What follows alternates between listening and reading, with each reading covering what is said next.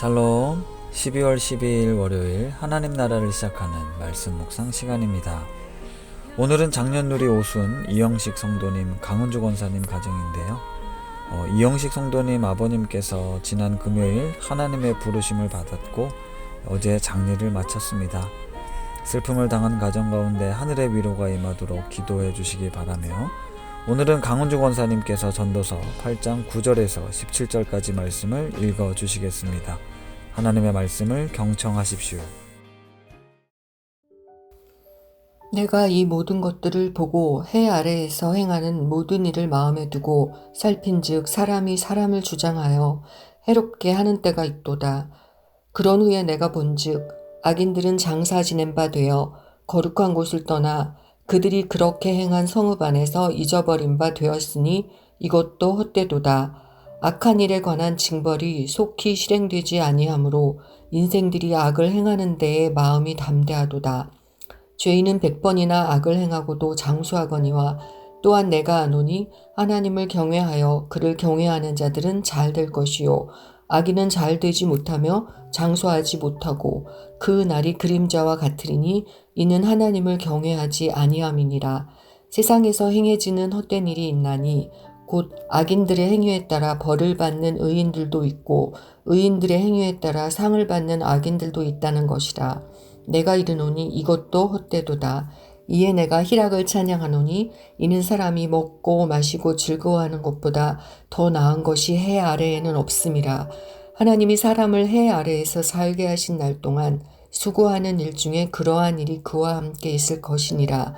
내가 마음을 다하여 지혜를 알고자 하며 세상에서 행해지는 일을 보았는데 밤낮으로 자지 못하는 자도 있도다. 또 내가 하나님의 모든 행사를 살펴보니 해 아래에서 행해지는 일을 사람이 능히 알아낼 수 없도다. 사람이 아무리 애써 알아보려고 할지라도 능히 알지 못하나니 비록 지혜자가 아노라 할지라도 능히 알아내지 못하리로다. 아멘. 이번 달 전도서 하나씩 말씀을 시작하며 첫날 제가 잠언과 전도서, 욥기서에 나타난 그 지혜의 의미들을 간단하게 설명해 드린 적이 있습니다. 보통 이제 잠언은 우리가 이제 지혜의 책으로 알고 있는데, 잠언의 내용은 인과응보의 원리가 작동되는 지혜, 그리고 그것을 이제 규범적 지혜라고 이야기를 하는데요. 반대로 전도서의 경우는 반성적 지혜라고 표현을 하는데요. 여기엔 인과응보의 법칙이 적용되지 않는 어떤 우리의 현실을 이야기하면서 어떻게 살아가는 것이 지혜인가를 가르쳐 줍니다. 보통 우리는 어린 시절부터 이 권선징악과 관련된 이야기들, 동화들을 참 많이 들었죠. 그런데 나이가 먹고 자라면서 이 어린 시절 동화 속의 세상이 아니라는 걸 알게 됩니다. 물론 궁극적으로는 하나님이 계시니까 이 마지막 때가 있어서 악한 자들에 대한 심판이 있겠지만, 실제 오늘을 살아가는 우리들의 현실에는 그 정의와 공의가 바로 실현되지 않는 것들을 이제 자주 보게 됩니다. 성경은 분명 죄에 대한 대가가 반드시 있을 거라고 말하지만 우리의 현실은 악한 일에 관한 징벌이 속히 실행되지가 않습니다. 그래서 악인들은 악을 행하는 것에 담대합니다. 징벌보단 당장 얻게 되는 이익이 더 크기 때문이죠. 전도자는 이런 현실을 살펴보며 계속해서 헛되다라는 말을 반복하는 겁니다. 하지만 그런 절망 속에서도 하나님을 경외하는 자가 잘 될 거라는 믿음 또한 계속해서 견지하고 있습니다. 세상의 모든 관찰 결과가 다 똑같을 수 없기 때문인데요. 비록 악인들이 성공하는 것처럼 보인다 할지라도 그것이 당연한 건 아닙니다. 그래서 전도자는 이런 주장을 15절에 펼치는데요. 내가 희락을 찬양하노니 이는 사람이 먹고 마시고 즐거워하는 것보다 더 나은 것이 해 아래에는 없음이니라. 하나님이 해 아래에서 살게 하신 날 동안 수고하는 일 중에 그러한 일이 그와 함께 있을 것이니라. 아멘. 우리가 살고 있는 사회는 어떻게 보면 무차별적 경쟁 사회죠. 끝없이 소비하려 하고 또 자본주의는 우리를 계속해서 경쟁하게 합니다. 결국 우리가 정말 붙들어야 될 삶의 가치들은 계속 돈보다 우선순위에 밀리게 되는 거죠. 이 돈이 최고의 가치가 되어버린 사회 속에서 전도자는 이처럼 자족과 누림에 대해 말하고 있습니다. 허무하고 헛된 일들이 계속해서 발생하는 이 세상 속에 이 하나님께서 주신 가정 안에서 행복을 누리는 것, 또 직장 생활에서도 마찬가지고 우리가 건강함을 누리는 것이 지혜롭다라는 말입니다. 그리고 계속해서 말하길 인간은 하나님이 일하심을 다 알 수 없다. 우리는 하나님이 하시는 일들을 다 이해할 수 없습니다. 전도자 역시 끊임없이 삶의 이치를 탐구하고 연구했지만 결론은 모른다였습니다. 17절 말씀인데요. 또 내가 하나님의 모든 행사를 살펴보니 해 아래에서 행해지는 일을 사람이 능히 알아낼 수 없도다. 사람이 아무리 애써 알아보려고 할지라도 능히 알지 못하나니 비록 지혜자가 아노라 할지라도 능히 알아내지 못하리라 라고 말입니다.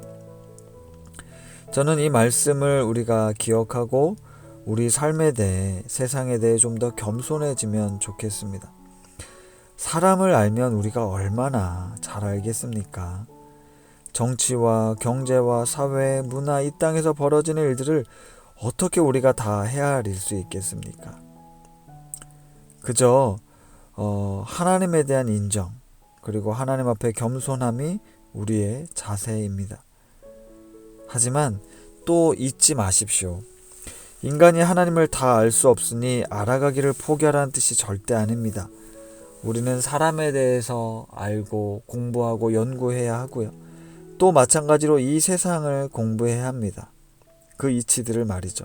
그리고 그렇게 공부하는 이유는 이 세상을 하나님의 선하신 뜻대로 만들어가기 위함입니다.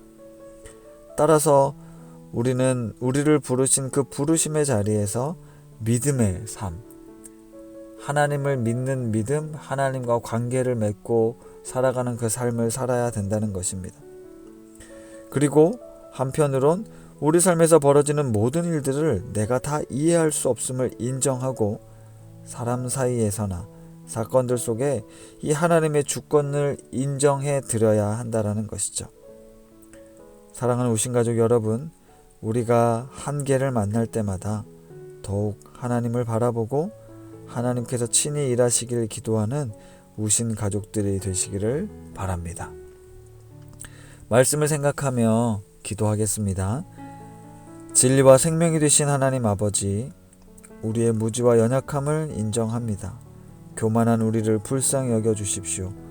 조금만 알아도 교만해지고 높아지려는 우리를 꺾으시고 세상에서 벌어지는 일들과 사람 사이에서 발생하는 사건들 속에 하나님의 절대적인 주권 가운데 아버지의 뜻이 이루어지길 간절히 기도합니다.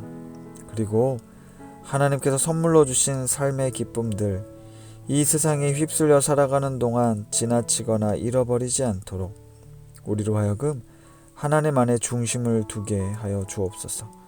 때론 이해하기 힘든 일들 중에 더 크신 하나님을 신뢰함으로 잘 이겨나갈 수 있도록 도와주옵소서. 예수님의 이름으로 기도합니다. 아멘. 우리 삶에서 벌어지는 여러 복잡하고 이해하기 힘든 일들을 바라보면서 그럼에도 불구하고 나는 어떤 그리스도인으로 살아야 할지 더 깊은 묵상을 하도록 하겠습니다.